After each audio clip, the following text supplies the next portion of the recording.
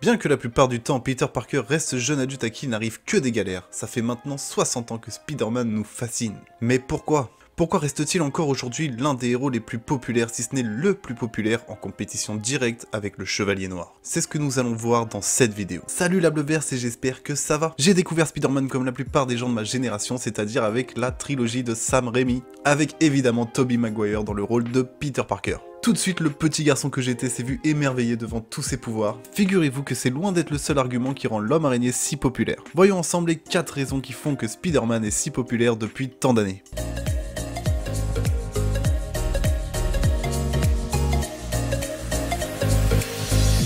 Pour l'anecdote, lors de sa première publication le 15 août 1962 dans une BD appelée Amazing Fantasy, son créateur Stan Lee et Steve Ditko avaient en fait publié un one-shot, un récit complet si vous voulez. En gros, il n'y avait pas de suite de prévu, Spider-Man avait eu un début et une fin. Cela devait être qu'une BD. Mais après le succès qu'a eu l'homme araignée auprès de son public, il a été décidé qu'une série de bandes dessinées à son nom voit le jour. Et c'est donc en décembre 1962 que commence la saga de comics The Amazing Spider-Man.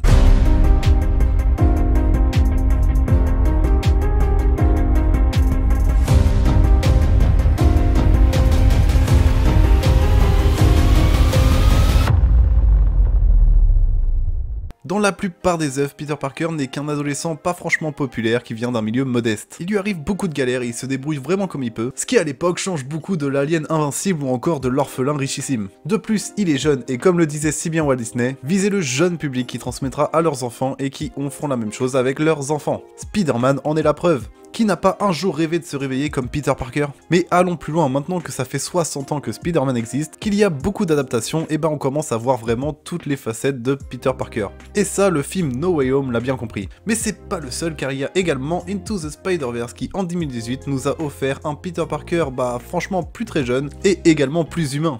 On a un Peter Parker qui préfère prendre le bus plutôt que se déplacer avec l'étoile, il a pas vraiment de thunes pour payer des burgers, puis il est en survette. Et c'est donc Disney qui va prendre le relais, et décide de nous mettre les 3 acteurs qui ont incarné Spider-Man au cinéma. Et le résultat est là, quel que soit votre Spider-Man préféré, vous vous identifiez à lui. Tobey Maguire qui est devenu un Spider-Man sage et aguerri après de longues années sous le costume, le Spider-Man d'Andrew Garfield lui est devenu un adulte plus mature qui commence à maîtriser sa colère, et Tom Holland qui représente lui le jeune Peter Parker pour la jeune génération d'aujourd'hui. D'ailleurs, comparé aux adaptations de Tobey Maguire et Andrew Garfield, Disney s'était un peu éloigné de ce côté galérien de Peter Parker justement, parce que si on regarde dès la première apparition du Peter Parker de Tom Holland dans le MCU, il se retrouve tout de suite sous les ailes de Tony Stark. Donc le côté j'ai pas de thunes et je galère pas mal, on l'avait un peu perdu. Et ça, Disney l'ont compris, alors essayons de pas spoiler la fin du film, mais à la fin, Tom Holland redevient le Peter Parker qu'on a toujours connu.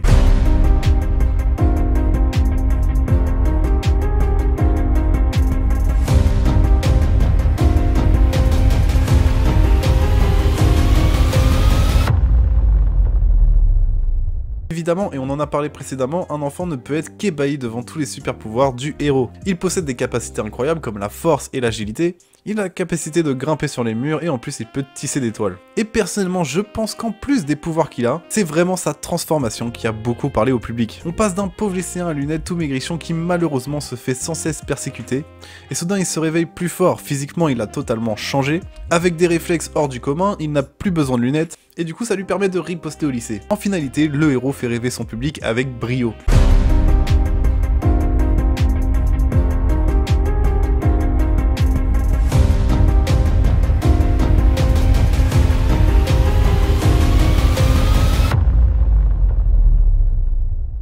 Spider-Man aborde très souvent des thèmes qui sont pertinents pour les fans et pour son public, comme les problèmes sociaux, les problèmes de famille ou encore les problèmes émotionnels. C'est tout bête, mais dans Spider-Man 2 réalisé par Sam Raimi, Spider-Man a tellement de problèmes, ça impacte tellement ses sentiments, ses émotions, qu'il va se retrouver sans pouvoir. Peter Parker va tout simplement perdre ses pouvoirs pendant un moment, et au moment où il reprend un peu espoir et il retrouve un peu cette énergie, ses pouvoirs vont revenir à lui. Par exemple, on pourrait croire que de faire d'un lycéen un super-héros qui ne se laisse plus marcher dessus est une très bonne fin pour l'histoire. Mais dans ces cas-là, le personnage ferait principalement passer le message de la vengeance. Pour un super-héros, c'est pas terrible. Alors ils vont faire mourir l'oncle Ben. Et quelle que soit la version que vous connaissez sur la mort de l'oncle Ben, ça reste l'un des points culminants pour l'évolution de Spider-Man. Le moment où ce lycéen comprend qu'un grand pouvoir implique de grandes responsabilités. C'est vraiment celle-ci, l'étape du héros, où malgré toutes les souffrances qui peuvent durer, justement la vengeance n'est pas la solution. Et du coup que ces fameux pouvoirs ne servent que le bien. Et c'est justement cette phrase, cette devise qui va être mise à rude épreuve dans toutes les aventures de notre héros. D'ailleurs le personnage de Venom est le personnage qui incarne mieux mieux l'opposé de cette devise. Quand Peter Parker est couvert de symbiotes, il n'hésite pas à se venger,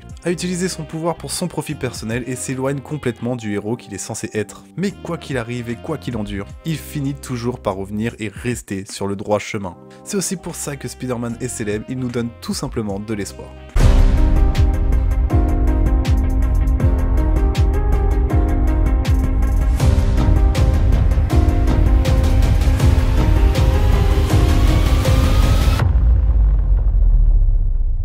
Il faut l'avouer, pour avoir un bon héros, il nous faut forcément des vilains d'exception. Pour moi, il n'y a pas meilleur traitement fait sur des vilains que ce fait pour les personnages de Gotham. Que ce soit dans les comics que j'ai lus, dans les adaptations animées ou encore les films que j'ai pu voir, pour moi, les vilains de Gotham sont la masterclass, la crème de la crème. Ceux qui ont un développement si bien construit, si authentique et si dérangé à la fois, on n'en fait jamais trop et parfois juste assez pour que tu comprennes ce personnage un peu détraqué, et dans Spider-Man, on a la même mécanique. Bien qu'un peu plus fantastique que dans l'univers de Gotham, les ennemis de Spider-Man sont également très intéressants, chacun ayant ses propres motivations et ses propres objectifs, et ça crée des histoires riches en émotions et en suspense, et ça évidemment ça maintient les fans captivés. Certains font penser à Norman Osborn, ou encore au développement d'Octavius fait dans Spider-Man le jeu sur PS4, et même si pour moi ce film est un gros navet, désolé pour les fans, dans Spider-Man 3 on a tous eu de la peine pour Flint Marko, alias l'homme sable. Bien que vraiment je trouve ce film désastreux, le traitement de Flint Marko est le même que les anciens ennemis de Spider-Man, et ça c'est bien joué. Du coup il suffit juste de fermer les yeux sur la grosse bouse scénaristique sans compter ce Venom dégueulasse. Donc Spider-Man a vraiment un bon traitement sur les personnages parce qu'on peut se reconnaître aussi en eux. Par contre, je trouve malheureusement que c'est aussi le gros point noir du dernier film de Spider-Man No Way Home. Justement, je reproche au film un peu d'en avoir trop fait sur ce côté. Bah, je me reconnais un peu dans le méchant, il est pas si méchant que ça. Au point qu'on les rende plus trop crédibles en fait. Moi, franchement, à chaque fois que je vois le film, bah, je bug à chaque fois que je vois la scène où ils se retrouvent tous dans un appart pour essayer de se soigner avec Tante May et Peter. En fait, ils ont tellement voulu faire en sorte qu'on comprenne le personnage et leur destin funeste, et que justement, trop faire en sorte aussi que Peter doit absolument les aider à redevenir gentils, ils ont carrément cassé le côté méchant des personnages. À la fin du film, sincèrement, on n'en ressentait même plus la menace, si ce n'est du coup Norman Osborn qui lui, pour le coup, est bien resté le méchant du film, mais parce qu'il y a une histoire de double personnalité, du coup il a un côté gentil, un côté méchant, et à la fin ils arrivent à enlever le côté méchant, donc il est gentil comme tous les autres finalement. C'est dommage car vraiment dans toutes les autres œuvres, c'est vraiment le gros point fort je trouve des aventures de l'homme araignée, c'est le traitement des super vilains. Dans l'ensemble, Spider-Man, c'est un personnage avec beaucoup de profondeur, beaucoup de complexité aussi, parce que il se cherche beaucoup au niveau de ses émotions, même au niveau de ce qu'il est, en tant qu'homme, perso, héros, etc. Et également d'accessibilité, car il est vraiment accessible auprès des fans. C'est facile de s'identifier à lui, c'est facile de se mettre à sa place. C'est ce qui le rend fascinant et attrayant. En plus, évidemment, de nous faire rêver avec ses pouvoirs de héros. C'est une histoire d'amour avec son public qui dure depuis 60 ans. Et avec l'arrivée du film Spider-Man Across the Spider-Verse, plus l'arrivée du jeu sur PS5 qui est censé normalement être une révolution graphique, c'est une histoire qui n'est pas près de s'achever. Merci d'avoir suivi cette vidéo, surtout n'hésite pas à t'abonner pour soutenir mon travail, et moi je te dis à la prochaine. Ciao!